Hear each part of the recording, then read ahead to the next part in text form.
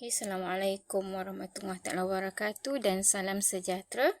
Okay, so our next subtopic we will discuss about the marketing concept.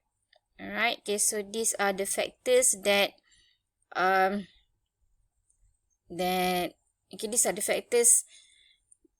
build marketing. Okay, so these are the elements of marketing. Okay, with these elements, okay, there is marketing. Okay, so ini adalah faktor-faktor yang membentuk sesebuah pemasaran. Okay, so kita tengok kat sini ada 5 klasifikasi. Okay, yang pertama adalah needs, wants and demand. Okay, yang kedua adalah offering. Ketiga adalah value and satisfaction. Seterusnya kita ada marketers and market. Dan yang terakhir kita ada exchange, transactions and relationships. Okay, so actually ada 11 ya. 1, 2, 3, 4, 5, 6, 7, 8, 9, 10, 11. Okay, tapi kita klasifikasikan kepada 5.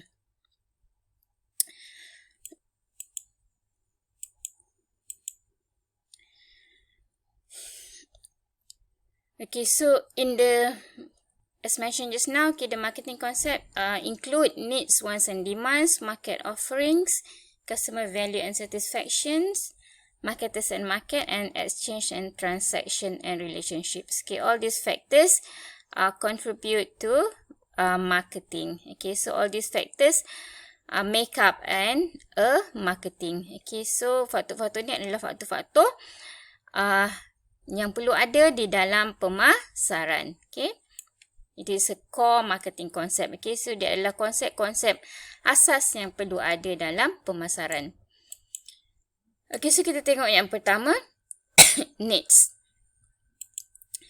Needs is states of deprivations of basic satisfactions. Okay, so needs adalah satu keadaan, rasa kekosongan terhadap sesuatu yang perlu dipuaskan. Okay, so needs adalah satu kekosongan dalam diri, okay, untuk dipuaskan. Okay, so ia adalah satu kekosongan dalam diri yang perlu dipenuhi lah, okay, perlu dipuaskan. Okay, states of deprivations of basic satisfaction. Okay, so dia adalah satu rasa kekosongan dalam diri yang perlu dipuaskan. Okay, maksudnya we feel like there is something inside us, okay, so that need to be fulfilled. Okay, so we feel the gap. Okay, so kita rasa satu kekosongan dalam diri yang perlu dipenuhi. Okay, we feel the gap, we feel some kind of emptiness inside ourselves that need to be fulfilled and satisfied.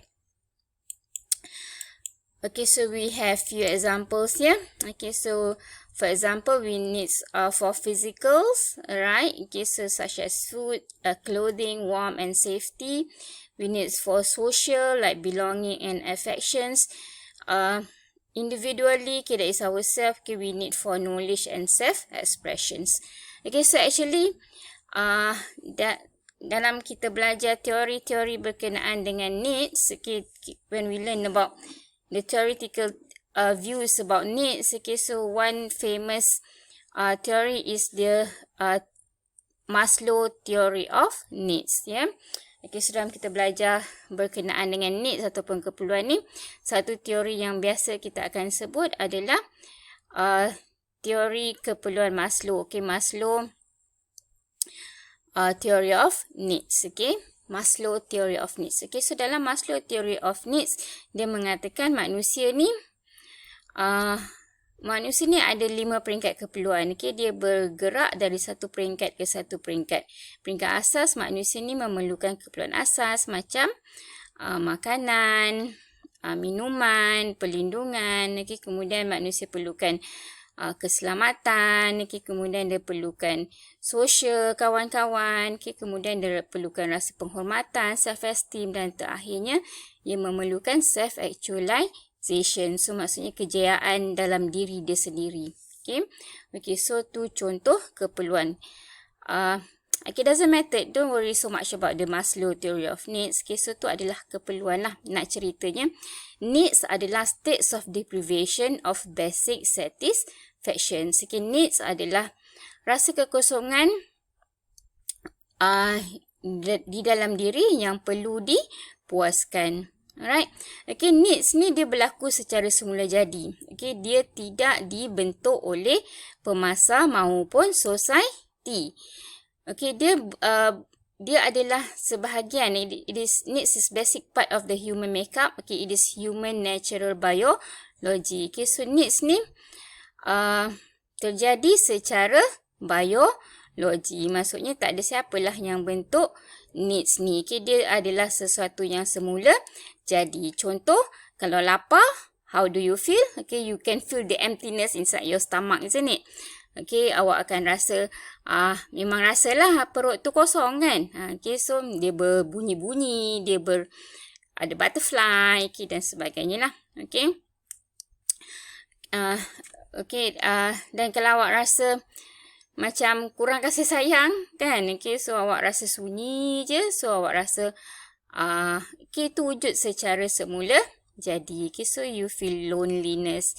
Okay, so apa yang you perlukan? You perlukan kawan-kawan. Contohlah, okay, mungkin perlukan kawan, you perlukan kucing, okay, ataupun you perlukan tak nak kawan, just nak sembang, okay, sembang with somebody, okay, contohlah, okay, so tu adalah needs. Okay, rasa kekosongan dalam diri yang perlu dipuaskan dan ianya wujud secara semula jadi dan tidak dibentuk oleh mana-mana pihak. Okay, so maka dengan itu, since that needs tidak dibentuk oleh mana-mana pihak, maka sebagai pemasa dia kena kenal pasti. Okay, pemasa have to identify needs. Alright, okay, so the marketer needs to identify needs. Okay, so dia kena kenal pasti. Seseorang manusia tu ataupun manusia tu, bakal pelanggan dia tu, apa keperluan dia? Apa masalahnya? Apa yang dia rasa kosong dalam diri dia yang perlu dipenuhi? Okay, so pemasa needs have to identify needs. Okay, so dia kena kenal pasti. Okay, contoh macam SpongeBob ni, dah kenapa tadi dia berpusing-pusing kat sini? Sebab dia ketakutan. Okay, so dia ketakutan. Okay, so di dalam diri dia, dia rasa emptiness dan dia rasa tak selamat dalam diri dia. Okay, so dia memerlukan apa? Okay, so pemasa kena kenal pasti keperluan tersebut lah. Okay, dia kena kenal pasti manusia ni memerlukan apa. Apa yang kosong dalam diri manusia tu yang boleh kita buat produk untuk mereka. Okay, so pemasa perlu kenal pasti kekosongan tersebut. Ni contoh kan, perut yang kosong, right? Okay, so this is the, one example of needs lah. Okay, so this is hunger. Okay, where it needs food. Okay, so apa dia keperluan dia adalah kelaparan, yang mana dia memerlukan makanan. Okay, so that is needs. Okay, so tu contoh lah, right?